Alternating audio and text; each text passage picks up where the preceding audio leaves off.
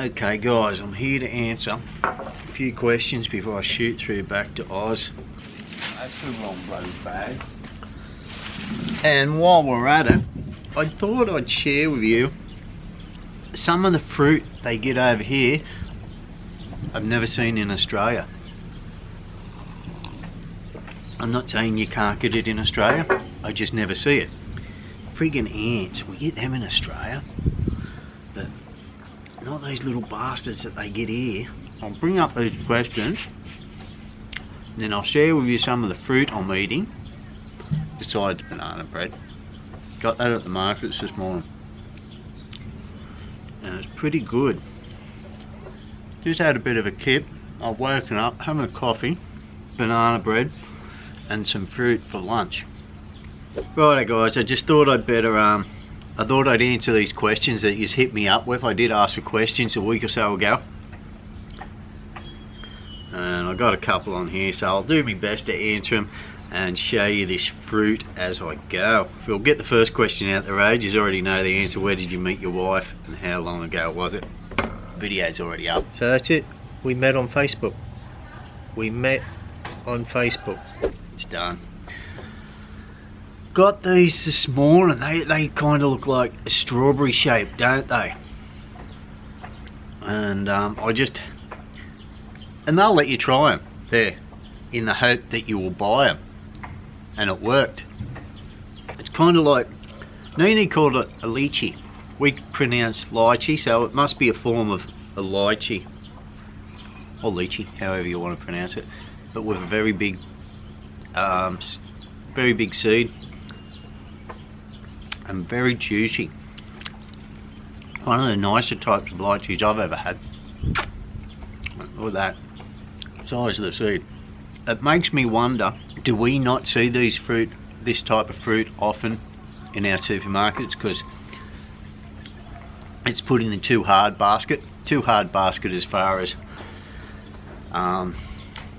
too much hard work for very little reward, you know what I mean? To give you another idea, there's another one. So it comes like that. I don't know the name of this one. She didn't offer me a name. Anybody? And same again. Crack the shell. And nice, juicy.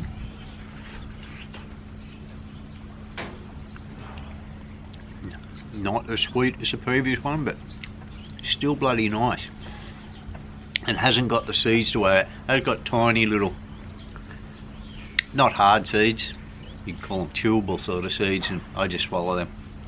Ones in the lychee was a bit too much. Okay, another question. Sahil Patel, did you find any difficulty with language, culture with Neenee?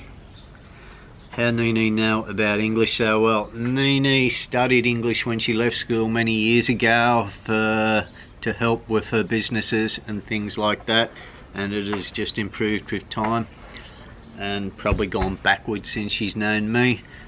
Feel any difficulty with language? Yeah, I have difficulty with language every day here. Yeah, but that is my problem, nobody else's.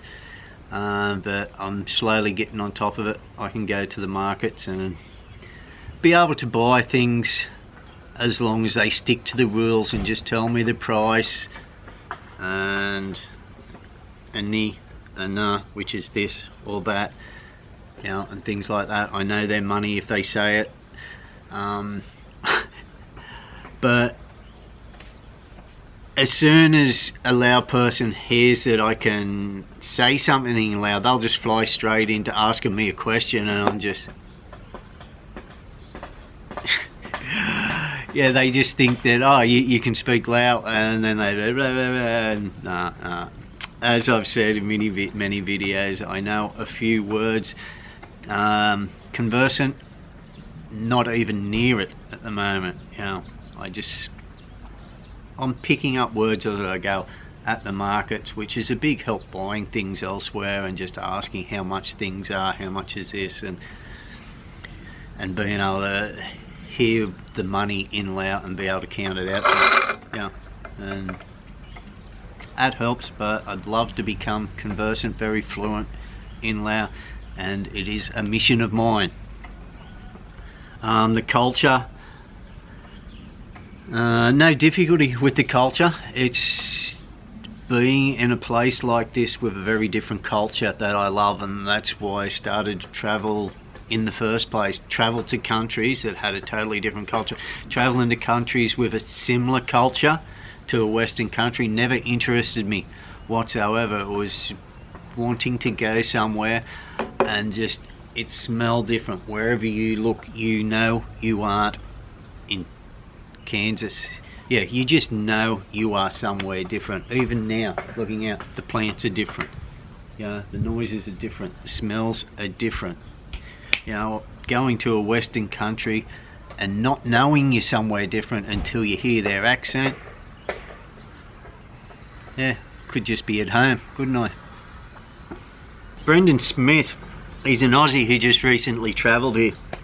Got a couple of questions. How do you deal with missing out on your favourite stuff? Beer, food, TV, cafe, people. How do you manage your property jobs in Australia when you're on holidays for so long? Driving in Laos, how do you switch mindsets? I've been to Laos, mate, as you know. I don't know how you do it.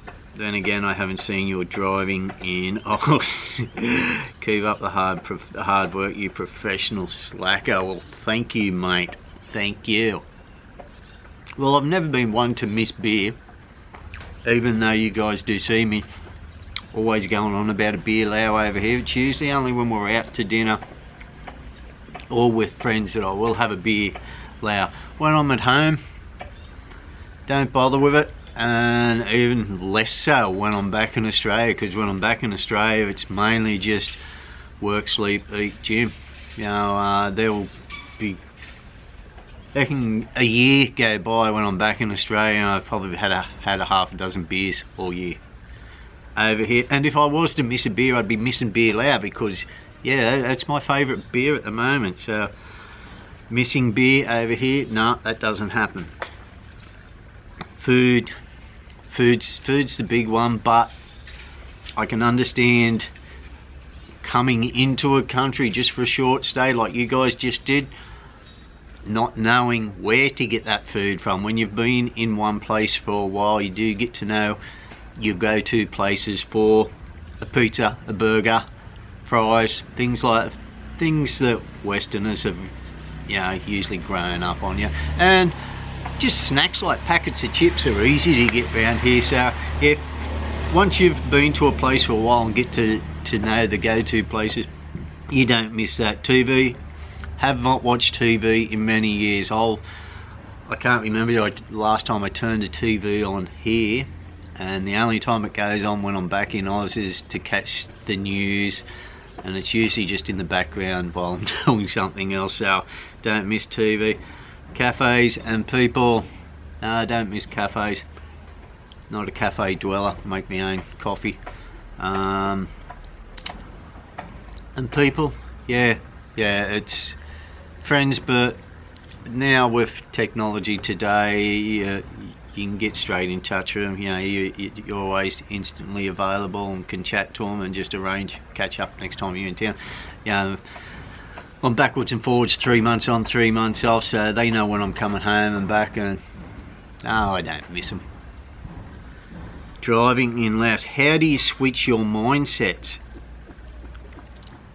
The funny thing is, Brendan, I have to switch it most when I go back to Australia.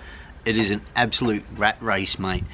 Doing the smallest thing wrong at home, you will risk getting your windscreen punched and a flying bird at you, you know, and them yelling at you.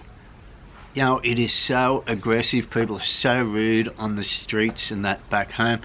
I have not had a horn blasted at me once in the last 3 months I've been here. People are weaving in and out of the traffic, not even using their blinker here, and it works. They travel much slower. I get over here and it's good to be back on these roads. You know, once you work out how these guys drive, they are very predictable, and it's at a much slower pace, and if you're going slow looking for something, people aren't behind you, ripping into you with the horn or anything. People are a lot more accommodating over here, a lot more chill. Back home, driving to work each morning, I'll be sitting on the speed limit. Over here, go back to Australia from over here and sitting on the speed limit, you're flying. But I'll just be putting along on the speed limit. People are zooming past me. People are sitting up me arse and giving me funny looks when they go past me, all in a hurry to get to work. What's the hurry? What is the hurry? What are you achieving by needing to get to work that quick? I don't understand it. If you're late, leave earlier. But these people aren't late. That is how people in Australia drive. They are right on the limit or a bit over. And if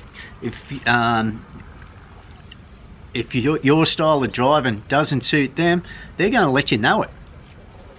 Yeah, changing gears is when I go home. You know, it's back into chill mode when I'm over here, and it is a pleasure getting back on the roads over here. From Stacey, Sai, S-Y, Sai, what do you say? Can you tell us the funniest or scary memories you've had in Laos? Also, where did you meet Neenee? You guys know that. Funny moments, I think you mean by situational circumstances I've had in Laos, being a foreigner with different cultures or customs over here.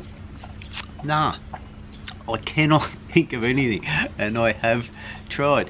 Yeah, nothing really stands out to me, except maybe mixing up a few words, saying koi, which is, I think I said that right, I, myself, me, and kai, I think that means cock. So you got to be very careful on things like that, like chicken and chicken. Yeah, chickens. But other than pronouncing things wrong, no. Okay, P is from Texas, long time subscriber. Always interesting to read his comments. Very funny dude. Now you mentioned that there are grocery stores in Laos for Farungs, but wonder about availability of pharmacies to fill prescriptions, buy allergy needs, and wraps, bandages, and so forth. What do you do in the event of small emergencies, minor illnesses? Their cabs transport. I'll get onto the cabs, transportation services, and Uber first. Very few cabs in Vientiane. They're the only places I have seen cabs. Haven't seen anywhere else. Many tuk-tuks. You'll have no problem there. In Thailand, I know they have motorcycle taxis. I personally haven't seen any in Vientiane. Somebody has told me that they do have it, but I have not seen them. Yeah, main way to get around the cities or a city is by tuk-tuk. You don't even see many bus services. You know, you see little buses where you sit in the back of them and that, but no. I got no experience with Uber at all, so I can't help you there. I don't imagine so. If there's any expats living in Vientiane or other parts of Laos, let us know. Yeah, that's probably one of the hardest things about travelling in Laos, the infrastructure as far as the transportation, getting around.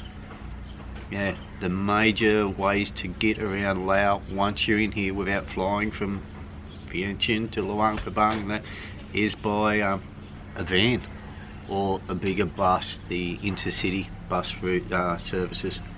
Pharmacies and that had no problem at all, and you can buy antibiotics and a lot of drugs just straight over the counter. The other one had to show you guys, which I call brain fruit. I don't even know the name of this. I just call it brain fruit, and you'll see why. So again, another hard sort of shell, and this is a really nice flavour. Very different from the lychee sort of flavours. Very messy getting into these type of fruit. I'm sticky as hell now. Okay, Liam Shimabakaru. I think I said that right, Shimabakaru. Where can I rent a car in Laos? Airports seem too expensive. Is there any cheaper, smaller places to rent? in a nutshell, no. Your airport is the only place I know where you can rent a vehicle, and I'm pretty sure it's rent from that airport and return to that airport. It's not like where we can rent back home, rent from one city, drop off at another city and piss off home. But yeah, renting a vehicle here is as expensive as back at home, or dearer. Yeah, I've looked for myself once before, because we wanted, I was right, when we had the wedding party over here last November, we were looking for a vehicle so the others could drive from here and travel up to Luang Prabang, and then they were all flying out of Luang Prabang.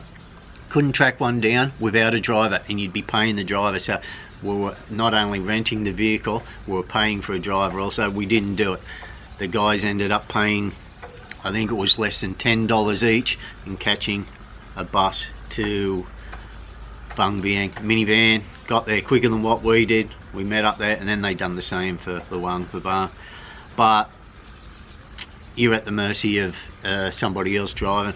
I prefer my own private car driving around, but you're going to be paying for it. Benny in 6 in May. Benny in 6 in May. I think I've said that right. No, I don't even think I said that right. Anyway, Benny wants to know, how's your stomach with the ice? Actually, Benny, I have no problem at all. I've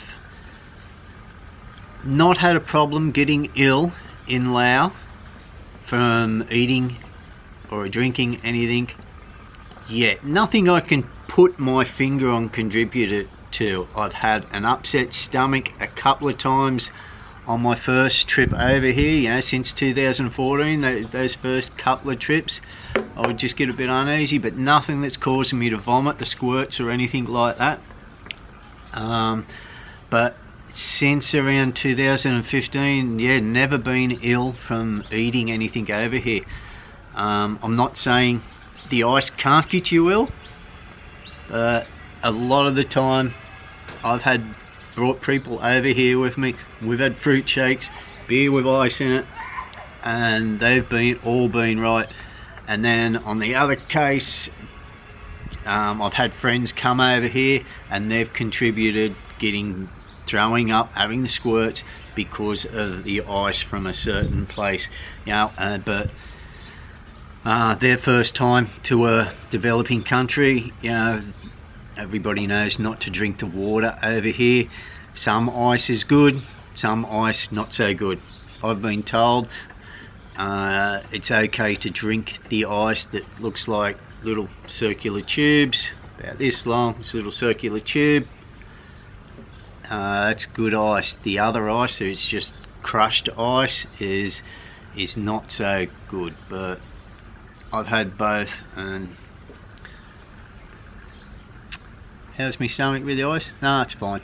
I'm good. Maybe I've hardened up to it. That was it as far as the questions, guys. I just wanted to get a few of them out the road and done with before I went back to Oz, which is only a few days away from now. By the time this video goes up, I'll probably be back in Oz. So how you guys doing? If you've just stumbled upon the channel, have a flick through some of my older videos and that. You like what you see, hit the subscribe button and make sure you hit the notification bell. And I'm talking to all you other dudes too. Hit the notification bell so you're notified when I do upload. I have not got a set itinerary for when I upload. I really do like to get videos up on the weekends. Between weekends, I call Friday, Saturday, Sunday, Monday. Over that period, I would, you know, really like to get 2 to those 4 days covered ideally, and forget about the weekdays. Through the weekdays I can just concentrate on editing, so you guys have got something to watch on the weekend when your team is losing or something like that, or you've mowed the lawn and you're just chilling. So yeah, usually up around 10 AM, 10:30 AM of a Friday, Sunday and Monday. are my most important days. Wednesdays and Saturdays you may also see some also. But like I said, nothing is set, but you will always get videos each week.